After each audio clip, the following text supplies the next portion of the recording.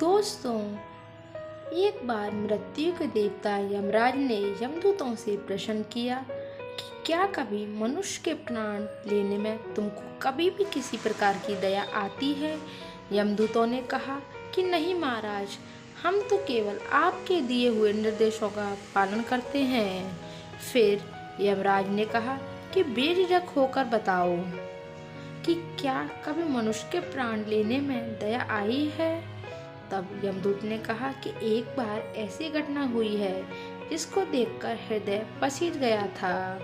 एक दिन हंस नाम का राजा शिकार पर गया था और वहाँ जंगल के रास्ते में भटक गया था और भटकते भटकते दूसरे राजा की सीमा पर चला गया।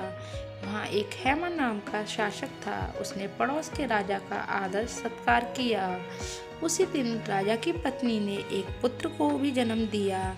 ज्योतिषों ने ग्रह नक्षत्र के आधार पर बताया कि इस बालक की विवाह के 4 दिन बाद ही मृत्यु हो जाएगी। तब राजा ने आदेश दिया कि इस बालक को यमुना तट पर एक गुफा में ब्रह्मचारी के रूप में रखा जाए और स्त्रियों की परछाई भी वहां तक नहीं पहुंचनी चाहिए।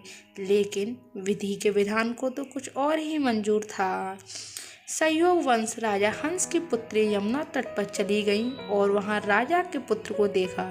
दोनों ने गंधर्व विवाह कर लिया। विवाह के 4 दिन बाद ही राजा के पुत्र की मृत्यु हो गई। तब यमदूत ने कहा कि उस नवविवाहित का करुण विलाप सुनकर हृदय पसीज गया था। सारी बातें सुनकर यमराज ने कहा कि क्या करें, ये तो विधि का विधान है और मर्यादा में रहते हुए यह कार्य करना पड़ेगा। यमदूतों ने पूछा कि ऐसा कोई उपाय है जिससे अकाल मृत्यु से बचा जा सके। तब यमराज ने कहा कि धनतेरस के दिन विधि विधान के साथ पूजा अर्चना और दीपदान करने से अकाल मृत्यु नहीं होती है।